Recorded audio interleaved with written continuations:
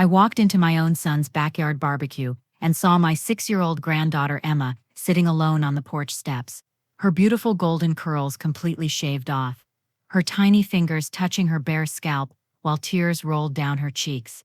"Oh, Margaret's here." My daughter-in-law Jessica laughed, wine glass in hand.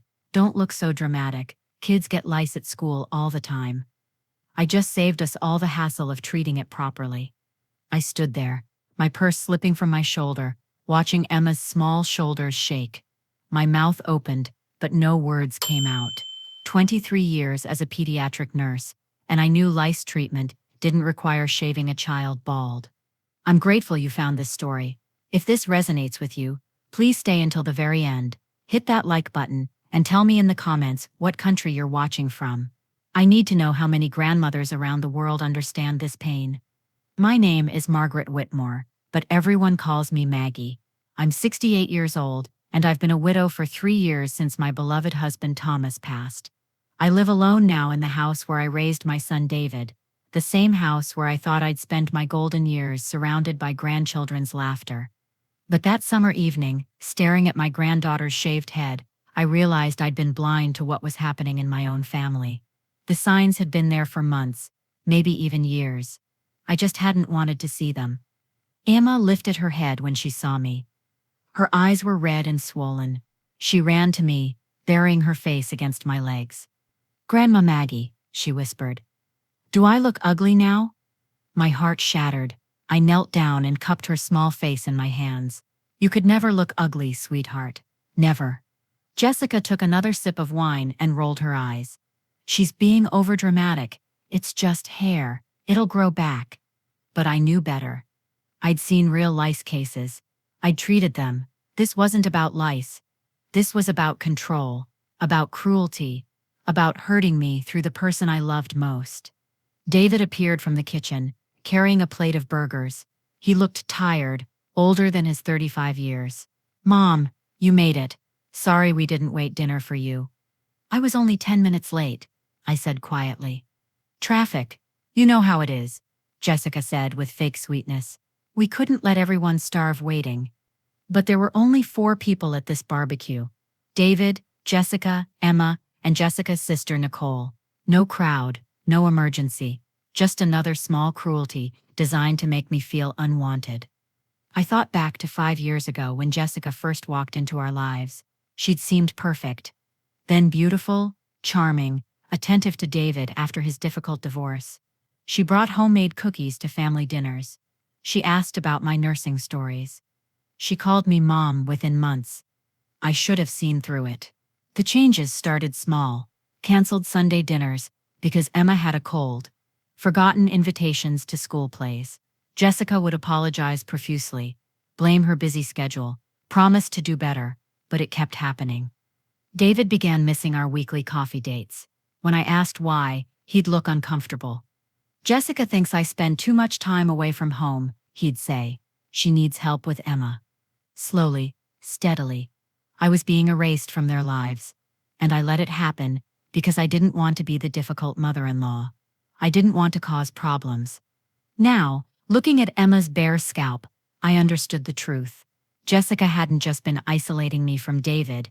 She'd been planning this moment, the ultimate humiliation, destroying something precious to both Emma and me, then laughing about it. But what I discovered the next morning made me realize Jessica's cruelty went far deeper than I ever imagined. I couldn't sleep that night. Emma's tear-stained face haunted me. At 6 a.m, I drove to David's house with fresh muffins and Emma's favorite juice boxes. Maybe I could make her smile, even with her beautiful curls gone. David's car wasn't in the driveway. He left early for work every morning now, trying to earn enough for Jessica's expensive tastes. I knocked softly, not wanting to wake anyone. Emma answered the door herself. She was still in yesterday's clothes, her face streaked with dried tears. "Grandma Maggie, you came back." "Of course I came back, sweetheart. Are you hungry?" She nodded eagerly. "Mama's sleeping," she said, not to wake her up, or I'd get in trouble. I followed Emma into the kitchen. Dirty dishes filled the sink. Empty wine bottles lined the counter. The smell of alcohol hung in the air. This wasn't a home, this was neglect. Emma climbed onto a chair while I poured juice and set out muffins. She ate like she was starving. "When did you eat dinner last night?" I asked gently. "I didn't. Mama said bad girls don't get dinner." My hands trembled as I buttered another muffin. "What made you a bad girl?" Emma's voice dropped to a whisper. "I cried when she cut my hair. She said ugly girls need ugly haircuts, and that you don't love me anymore because I look different." The muffin turned to dust in my mouth. "Emma, listen to me very carefully.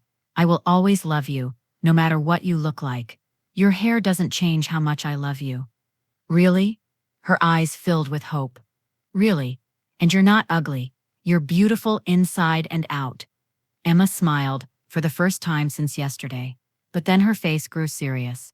"Grandma, can I tell you a secret?" "Of course, sweetheart." She leaned closer, her voice barely audible. "Mama hurts me sometimes. When Daddy's at work, she pinches really hard and pulls my hair. She says mean things that make me cry. But she tells me if Daddy finds out, I'll never see you again." My nursing instincts kicked in. I'd seen this before in the hospital, the careful manipulation, the threats, the isolation of the victim. "Can you show me where she hurts you?" I asked softly. Emma hesitated, then rolled up her sleeves. Purple fingerprint bruises dotted her small arms. Some fresh, some fading yellow, a pattern of systematic abuse. I took photos with my phone, my hands shaking with rage. 23 years of nursing, and I'd never felt such fury. This wasn't discipline. This was torture. "Emma, I need you to remember something very important," I said, kneeling beside her chair. "None of this is your fault, and no one has the right to hurt you. Not ever. But Mama says—" "I don't care what Mama says. She's wrong, and I'm going to make sure she never hurts you again." Emma's lower lip trembled. "She says you're too old and weak to protect me. She says you'll die soon like Grandpa Thomas did." The cruelty took my breath away, using my husband's death as a weapon against a child, using Emma's love for me to terrorize her into silence. "I'm not going anywhere," I promised, "and I'm stronger than Jessica thinks." That's when Emma showed me the bruises on her arms and whispered the words that changed everything. "Mama says if I tell Daddy, you'll never see me again." I spent the next hour with Emma, documenting everything she told me, the daily insults, the pinching and hair pulling when David wasn't home, the threats about losing me forever if she spoke up, the hunger when she was bad, the fear that controlled her every waking moment. As a pediatric nurse, I'd reported suspected abuse before, but this was my granddaughter. My family. The stakes had never been higher. Jessica's voice drifted down the stairs around 9 o'clock. "Emma, where are you, you little brat?" Emma's face went white with terror. She grabbed my arm. "She's awake. You have to go. If she sees you here, she'll be really angry." "I'm not afraid of Jessica," I said firmly. But Emma was trembling. I realized forcing a confrontation now would only make things worse for her later. I needed a plan. Evidence, protection for Emma, before Jessica could retaliate. "I'm going to leave now," I told Emma quietly. "But I'll be back. And next time, I'll have help." Jessica appeared in the kitchen doorway, hair wild, eyes bloodshot. "Margaret." What a surprise. I brought breakfast for Emma. She was hungry. "Well, how thoughtful." Jessica's smile was sharp as broken glass. "But Emma knows she's not supposed to answer the door without permission. Don't you, Emma?" Emma shrank into her chair. "Sorry, Mama. We'll discuss this later," Jessica said, her tone making it clear what that discussion would involve. I kissed Emma's cheek and whispered, "Remember what I told you." As I drove home, my mind raced. Jessica wasn't just abusing Emma, physically and emotionally. She was using my love for Emma as a weapon, convincing the child that speaking up would mean losing me forever. But Jessica had made one crucial mistake. She'd underestimated me. I'd spent decades as a pediatric nurse. I knew the signs. I knew the system. I knew how to document abuse and build a case that would protect Emma. Jessica thought she was dealing with a weak-old grandmother who could be intimidated into silence. She was about to learn how wrong she was. That afternoon, I called Emma's pediatrician, Dr. Sarah Chen.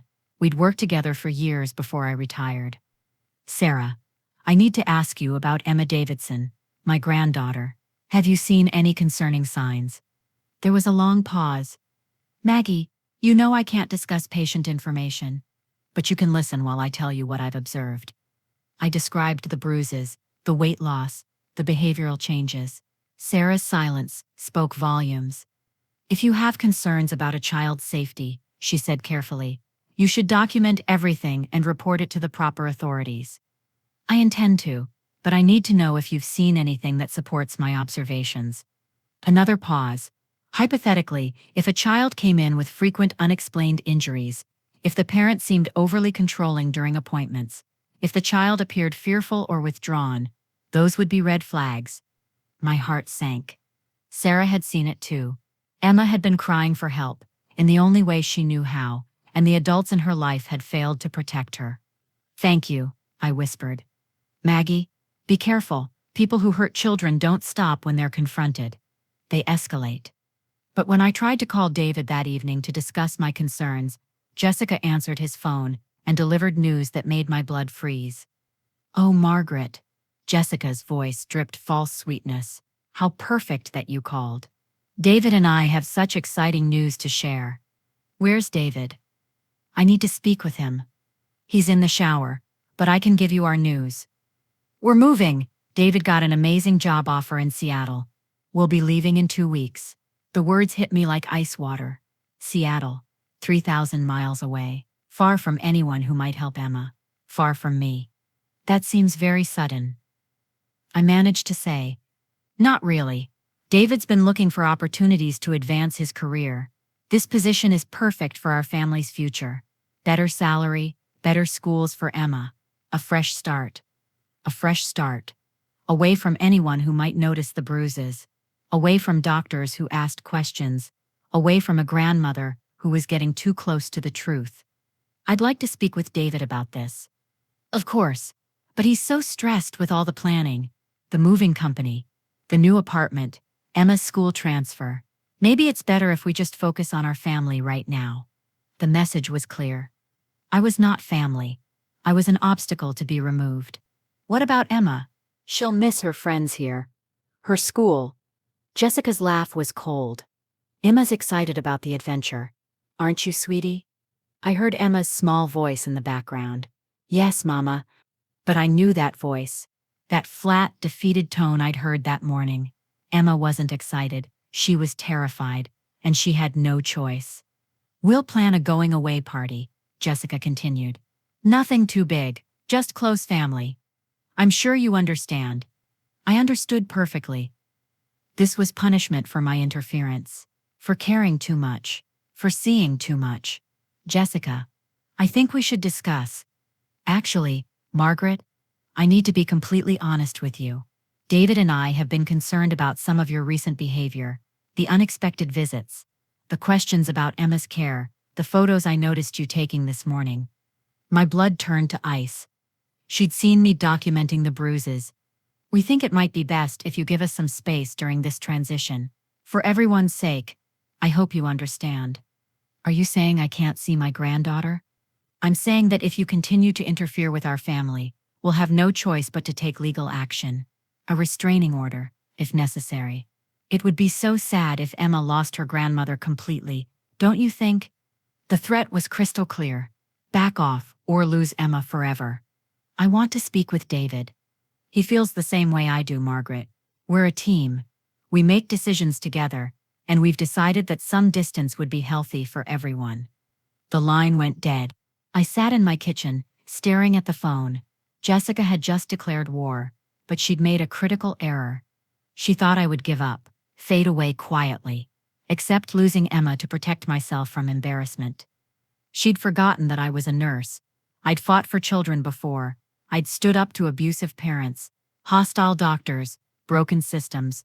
I'd never lost a case when a child's life was at stake. Emma's life was at stake now. That night, I made a decision that would either save Emma or destroy what remained of my relationship with my son forever. I opened my laptop and began making a list. Every medical professional I knew, Every social worker I'd collaborated with, every lawyer Thomas had worked with during his 40 years in business. Jessica wanted to play games. Fine. But she was playing against someone who'd been protecting children since before she was born. I had 2 weeks to save Emma. The clock was ticking. My first call the next morning was to Dr. Chen's office. Not about Emma directly, but about consulting on a hypothetical case involving suspected child abuse. We met for coffee that afternoon. The bruising pattern you described suggests systematic abuse, Sarah said quietly. Multiple incidents over time, and the emotional manipulation using the grandmother relationship as leverage. That's sophisticated psychological abuse. What would you need to see to file a report? Medical evidence, documentation of injuries, behavioral assessments. But Maggie, if the family moves out of state, jurisdiction becomes complicated. Then I need to act fast. My next stop was Emma's school. I'd volunteered there for years, knew the counselor well. Mrs. Rodriguez agreed to meet me after hours. I can't share specifics about any student, she said carefully. But I can tell you that teachers are trained to recognize signs of abuse. If we had concerns, we would already be documenting them. Are you documenting anything about Emma Davidson? Her silence was answer enough. What happens if an at-risk child moves away suddenly? We're required to transfer all records, including any concerning observations, to the new school. But that doesn't guarantee the new school will follow up appropriately. I spent the evening calling Thomas's old contacts. My husband had been a real estate attorney, well-connected and respected. Several lawyers agreed to meet with me. Child custody cases involving suspected abuse are complex. Attorney James Morrison explained, especially when the child's father appears to support the mother, you'd need substantial evidence to prevent them from moving. What kind of evidence? Medical records showing a pattern of injuries, professional assessments documenting psychological damage, witnesses to the abuse, financial records showing fraud or theft, anything that demonstrates a pattern of deception. Financial records. Emma had mentioned something about money, about Jessica spending lots of it, about arguments between David and Jessica, about bills. That night, I began investigating Jessica's background, social media, public records, anything I could find online. What I discovered made my blood run cold. Jessica hadn't just been in one previous marriage, she'd been in 3. Each had ended badly. Each had involved accusations of financial fraud.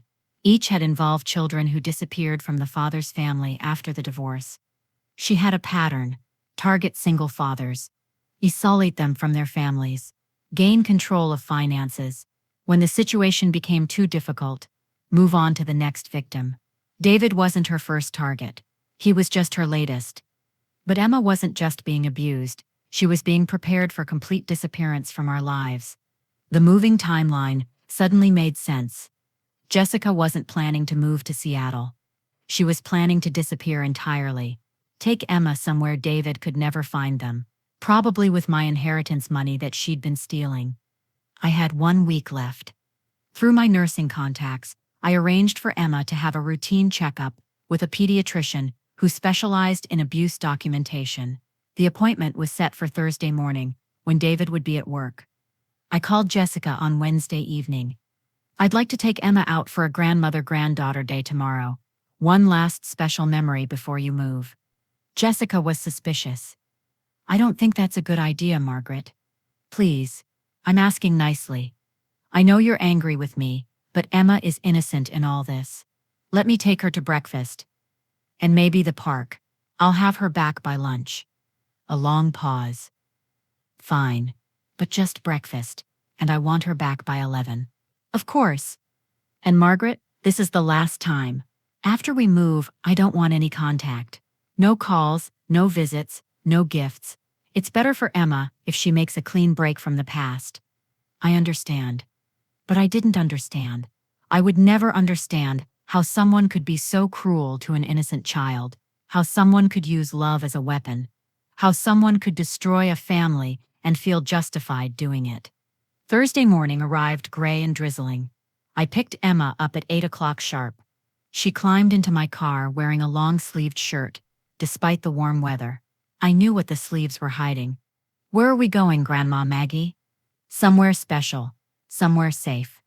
But Jessica wasn't just stealing money. She was planning something far more sinister, and I discovered it completely by accident. During Emma's medical examination, Dr. Patricia Williams found something that made my blood turn to ice. Emma's blood work showed traces of medication she shouldn't have been taking. These are adult sedatives, Dr. Williams explained privately. Powerful ones. They would make a child drowsy, compliant, affect their memory and behavior. Are you saying someone's been drugging her? The levels suggest regular dosing over several weeks, maybe months. This explains the listlessness you mentioned, the behavioral changes, the apparent memory gaps. I thought about Emma's strange lethargy lately. Her difficulty remembering conversations, her docile acceptance of Jessica's cruelty.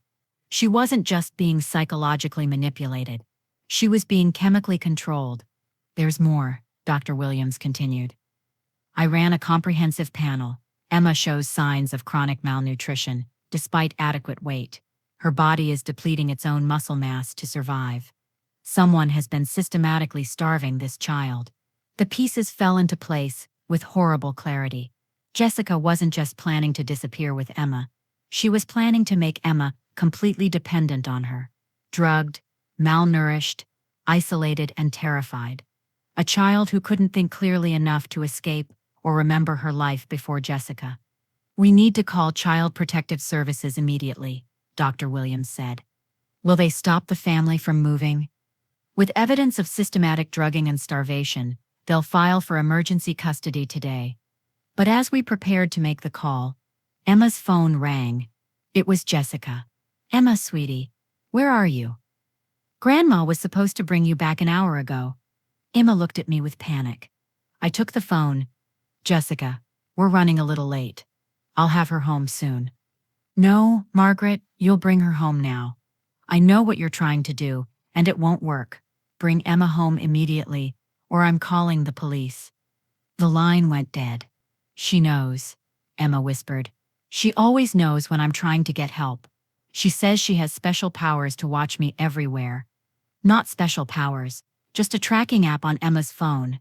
Jessica had been monitoring our location the entire morning. Dr. Williams looked grim.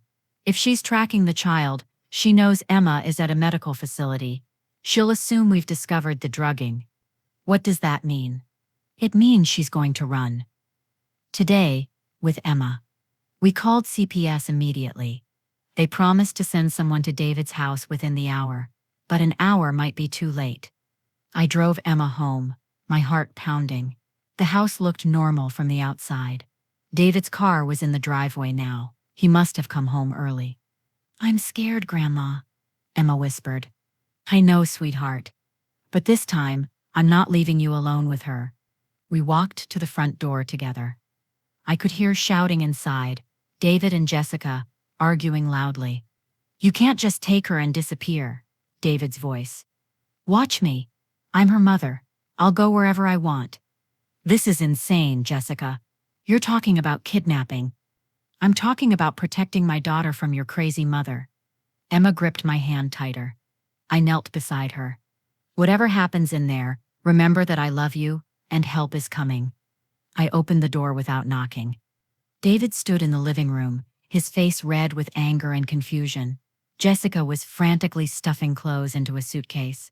When she saw us, her expression turned murderous. Perfect timing, Margaret. You can say goodbye to Emma now. We're leaving for Seattle tonight instead of next week. No, you're not, I said calmly. David looked between us, bewildered. Mom, what's going on? Jessica says you've been harassing them, taking Emma to doctors without permission. Sit down, David. You need to hear this. With only 1 week left before they moved away forever, I knew I had to act, but I never expected Jessica to strike first. The next morning, I woke to pounding on my door and flashing red and blue lights outside my bedroom window. Police officers stood on my porch, their faces grim. Margaret Whitmore? Yes? You're under arrest for attempted kidnapping and harassment. You have the right to remain silent. My hands shook as they put handcuffs on my wrists. Jessica had called them, claiming I'd refused to return Emma after our outing yesterday. She had a recording of our phone conversation, where I'd said I was running late, bringing Emma home. In her version, I was an unstable elderly woman who'd become obsessed with her granddaughter. She had documentation of my harassment, the photos I'd taken of Emma's bruises, twisted into evidence of my inappropriate behavior. The medical appointment became taking a minor for unauthorized medical treatment. As they led me to the police car, I saw Jessica watching from her living room window, holding Emma. My granddaughter's face was pressed against the glass, tears streaming down her cheeks. Jessica had played her final card perfectly. While I sat in jail, she would be free to disappear with Emma. David would believe his mother had finally lost her mind with grief over losing her husband. But Jessica had made one crucial mistake. She'd underestimated Dr. Williams. The pediatrician had been documenting everything from the moment Emma left her office. When she saw the news of my arrest, she immediately contacted CPS and the police with Emma's medical records. "This child is being systematically poisoned," she told the detective, handling my case. Margaret Whitmore wasn't kidnapping her granddaughter. She was trying to save her life. Blood tests don't lie. Chemical evidence can't be manipulated or explained away. When the lab results showed dangerous levels of adult sedatives in Emma's system, everything changed. The police released me after 6 hours and went directly to David's house with Child Protective Services and a warrant. They found Jessica in the garage, loading boxes into a rental van. Emma was in the back seat, barely conscious from a fresh dose of sedatives. "We're just leaving early for vacation," Jessica insisted. "Emma gets carsick, so I gave her some children's Dramamine." But the bottles in Jessica's purse contained adult prescription sleep aids, enough to keep a small child unconscious for hours. David stood in his driveway, watching his wife get arrested, finally understanding the truth. "I'm so sorry, Mom," he whispered when I arrived. "I should have listened to you." Emma was taken to the hospital for evaluation and detox. It would take days for the drugs to clear her system completely. But the worst was yet to come.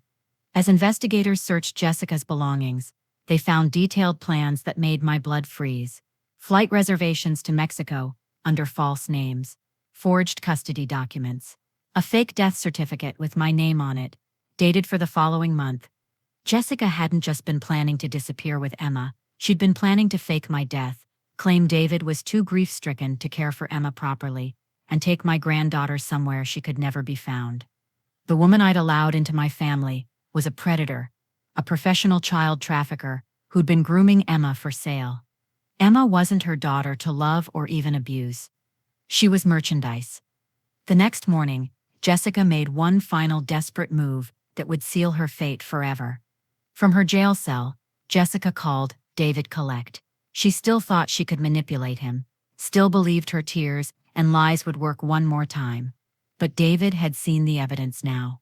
The medical reports, the forged documents, the plans to fake my death, the fake travel documents with Emma's photo but a different name. "Please, David," Jessica sobbed over the phone. "They're twisting everything.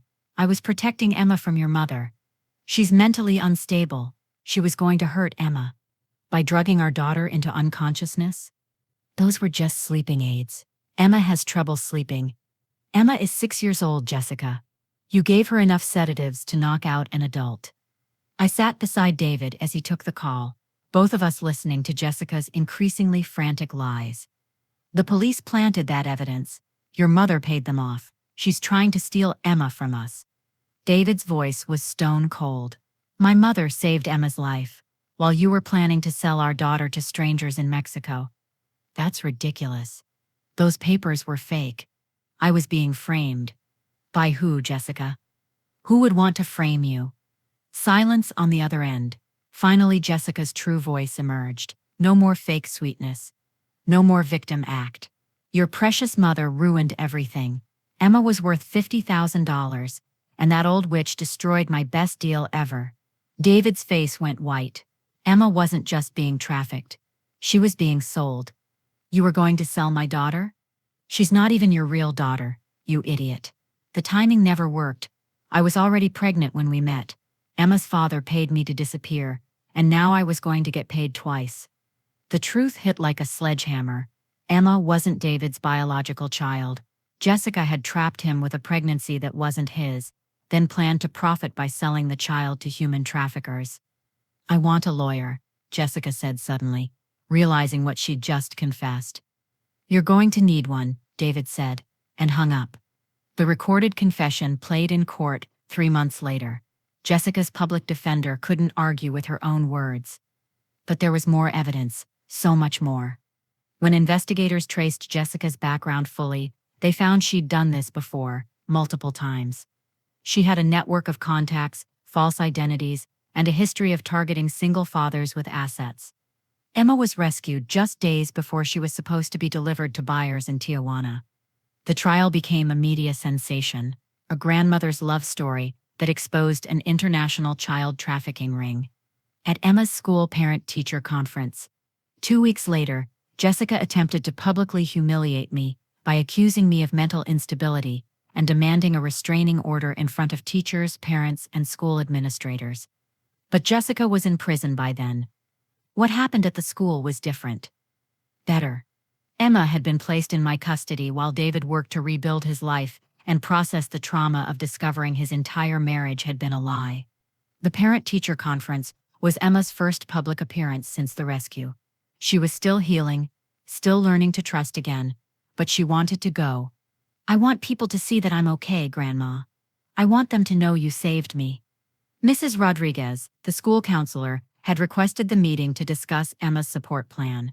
But she'd also invited other parents whose children had been Emma's friends to help create a community of support.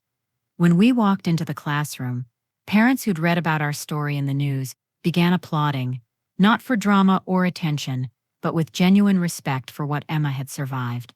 "You're the bravest little girl I've ever met," said one mother, kneeling to Emma's level. "Your grandma is a hero," said another parent.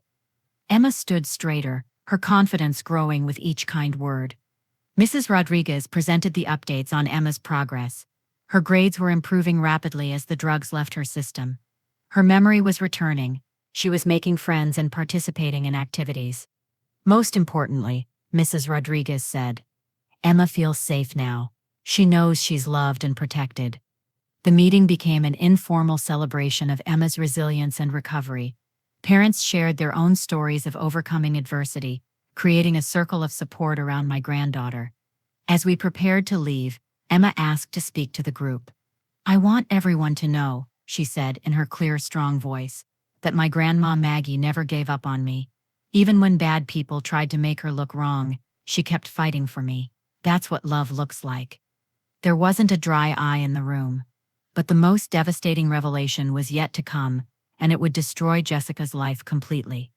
The FBI's investigation into Jessica's trafficking network led them to a storage unit she'd rented under a false name. Inside, they found evidence of 12 other children who'd been trafficked over the past 5 years. Photos, documents, medical records showing systematic drugging and abuse. A computer with encrypted files containing communications with buyers across 3 countries. Emma wasn't Jessica's first victim. She was intended to be her last, the big payoff that would allow Jessica to retire from trafficking children. The evidence showed Jessica's method: target vulnerable single fathers, integrate into their families, isolate them from support systems, then systematically prepare their children for sale. David was chosen specifically because I had assets. Jessica wanted to steal, and because Emma's blonde hair and blue eyes made her valuable in the trafficking market. When confronted with the evidence, several of Jessica's previous victims came forward, men who'd lost children in custody disputes, where Jessica had simply disappeared with their kids. Children who'd been sold to buyers and were never seen again. The FBI found 3 of those children in safe houses across Mexico and Central America. 2 had been recovered from buyers. 1 was found dead. Emma could have joined that statistic. At Jessica's sentencing hearing, the judge called it one of the most heinous cases of child trafficking he'd ever seen. "You systematically targeted families, destroyed lives, and treated children as merchandise," he said. "You used an innocent child's love for her grandmother as a weapon against her." Jessica received life in prison without possibility of parole. But even from prison, she couldn't resist one final act of cruelty. She sent a letter to Emma on her 7th birthday, 6 months after the trial ended. I hope you remember that Grandma Maggie is old and will die soon. When she does, you'll have nobody who really loves you." Emma brought the letter to me, her hands shaking. "Is it true, Grandma? Are you going to die soon?" I knelt beside her, the same way I had that first morning when I'd found her hungry and scared in her own kitchen. "Emma, someday I will die, because that's what happens to all people when they get very old. But that won't happen for a long, long time. And even when it does, you'll never be alone." "How do you know?" "Because love doesn't die, sweetheart. The love I have for you will live in your heart forever, and your daddy loves you. And now you have so many people who care about you." Emma nodded thoughtfully. "What should I do with this letter?" "What do you want to do with it?" She walked to the kitchen, dropped it in the trash, and washed her hands. "I don't want mean words in our house," she said simply. 6 months later, at Emma's first birthday party since her rescue, she asked me a question that brought tears to my eyes. The backyard was full of laughter and children playing. David had invited Emma's entire class, their parents, and all the medical professionals who'd helped save her. Dr. Williams was there with her own children. Mrs. Rodriguez brought homemade cupcakes. Even Detective Morrison, who'd handled Jessica's arrest, came with his family. Emma's hair had grown back, curlier and more beautiful than before. She wore a bright yellow dress and a crown of flowers that David had made for her. As the sun set and the other guests began to leave, Emma climbed into my lap on the porch swing. "Grandma Maggie, I have a question." "What is it, sweetheart?" "Do you think other kids are scared like I was? Kids who don't have someone to save them?" My heart broke and soared at the same time. After everything she'd endured, Emma was thinking about other children in danger. "Yes, sweetheart, I think there are. Could we help them? Like you helped me." David sat down beside us, having overheard the conversation. "What do you mean, Emma?" "I want to tell my story to other kids, so they know it's okay to ask for help, and I want other grandmas to know they can be brave too." I looked at my son and granddaughter, these two people I'd almost lost to evil, and saw strength I'd never imagined possible. "That's a beautiful idea, Emma. But it might be hard sometimes, sad sometimes." "I know, but if it helps one kid like me, it's worth it." David wiped his eyes. "I think that's exactly what we should do." And so we did. Today, Emma is 8 years old, and what she told me yesterday proves that love really can conquer the darkest evil. We were sitting in the same porch swing, where she'd asked about helping other children 2 years ago. Emma was reading a letter that had arrived that morning from a girl in Texas. "Dear Emma," she read aloud. "My name is Sophia, and I'm 7 years old. My teacher showed me your video, where you talked about being brave. My stepmom hits me and says mean things, but she told me nobody would believe me because I'm just a kid. But after I saw your story, I told my teacher, now I'm safe with my real mommy. And the bad stepmom can't hurt me anymore. Thank you for teaching me to be brave like you." Emma folded the letter carefully and smiled at me. "That's 47 kids, Grandma. 47 kids who got help because we shared our story. 47 children saved because one little girl decided her pain could become purpose." Our foundation, Emma's House, now provides resources for families dealing with trafficking, manipulation, and abuse. David left his corporate job to run it full-time. I use my nursing background to train medical professionals to recognize the signs I almost missed. We've created protocols that are used in hospitals across the country now.